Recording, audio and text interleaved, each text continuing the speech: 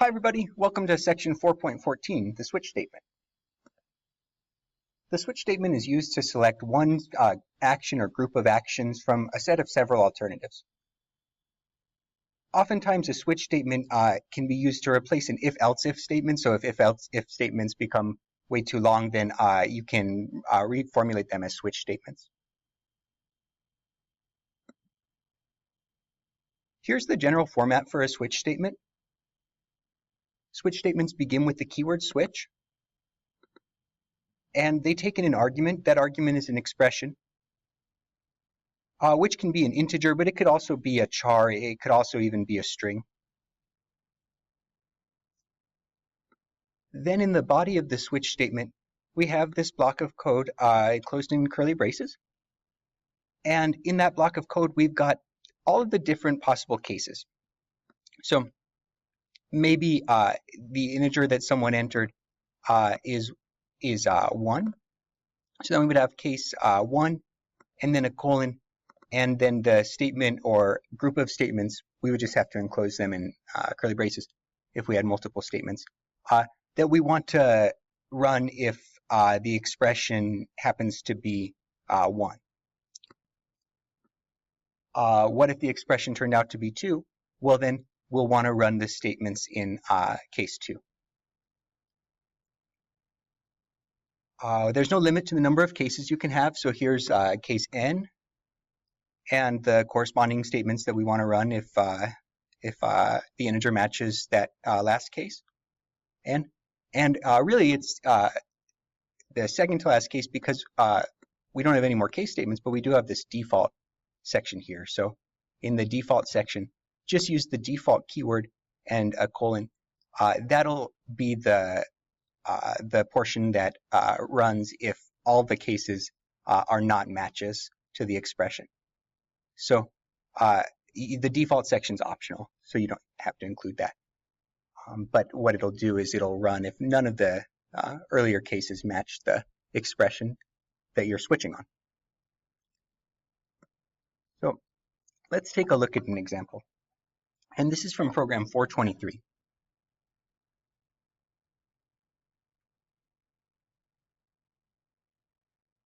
This is a simple program, but it prompts the user to enter a choice A, B, or C, reads in that choice as a char into the variable choice, and then uses this switch statement with argument choice. So we're going to switch on choice, and depending on the value of that variable, we'll run the statement or statements in each of the cases that correspond to that value.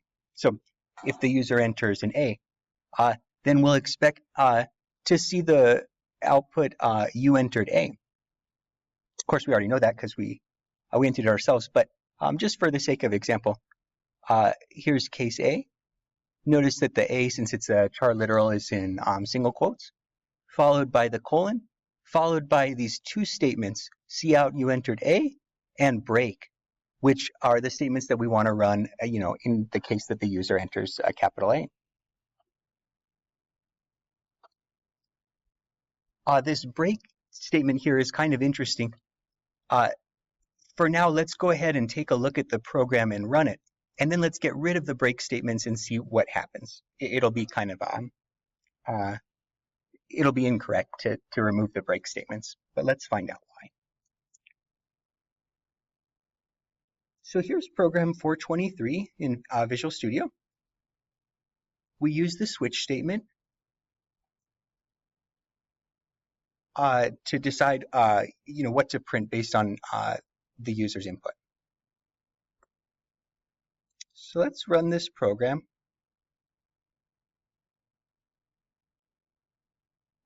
I forgot to add a pause statement. Let's add that in and run it.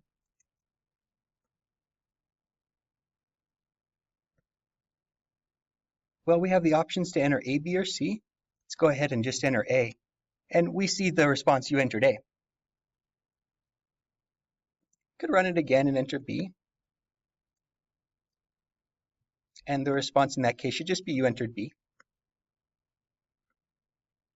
Let's run it a third time and enter C. Well, here we're seeing the output from that case C. Let's run it again and enter something to test out that default section. So again, that section's optional, but here it was implemented. So if we enter something like X, then we should expect to see you did not enter A, B, or C.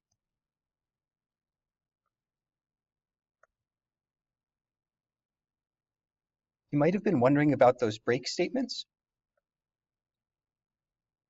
Let me go ahead and comment them out just temporarily. So with the break statements commented out, let's run the program again.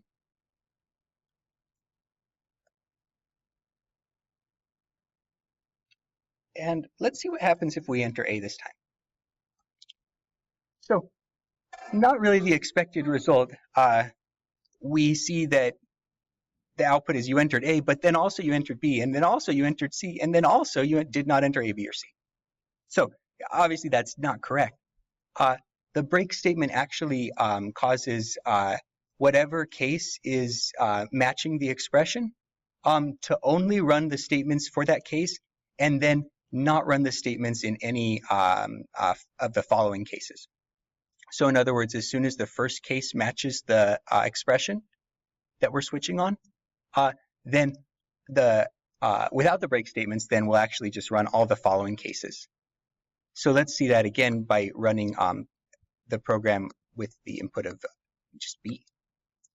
So with just B, we should expect to see you entered B, you entered C, you did not enter A, B, or C. And there's a term for that.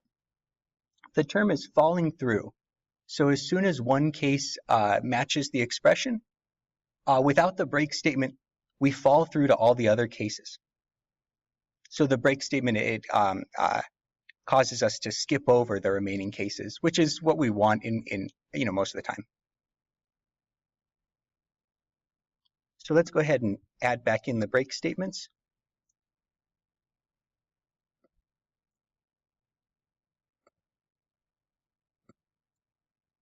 And run the program one final time.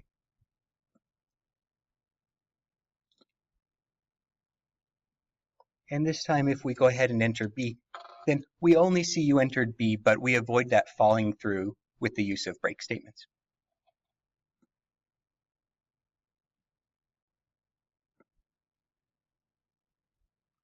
So we can see that a break statement is used to exit a switch statement. And if it's left out, the program actually falls through the remaining statements in the switch statement. In program 425, before we conclude, we can take a look at the break statement or the lack of a break statement in a way that's actually sensible. So here we have a carefully constructed program that's going to use this falling through to correctly process the input and provide the right output. So the setup is that we have 3 TV model numbers. There's the model 300, which has picture-in-picture, stereo sound, and remote control. There's the model 200, which only has stereo sound and remote control. And there's the model 100, which has just the remote control. So we want to prompt the user to enter which model they want, and then we'll print out all the features of that model. Since the model 300 has all 3 features, we can actually just use this switch statement with the case 300, where we see out picture-in-picture, and then we don't use a break statement because we also want to print out the features of the 200 and 100 models.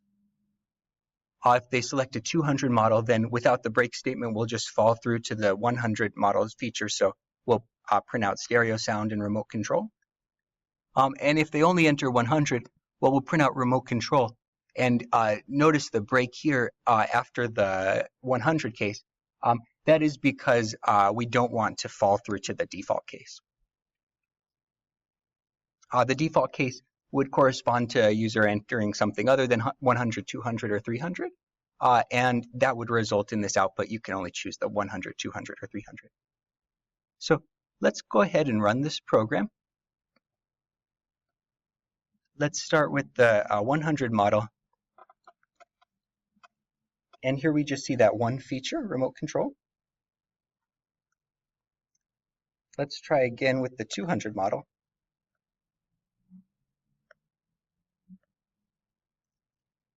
And here we're seeing that both the features from the 200 case and the 100 case are appearing.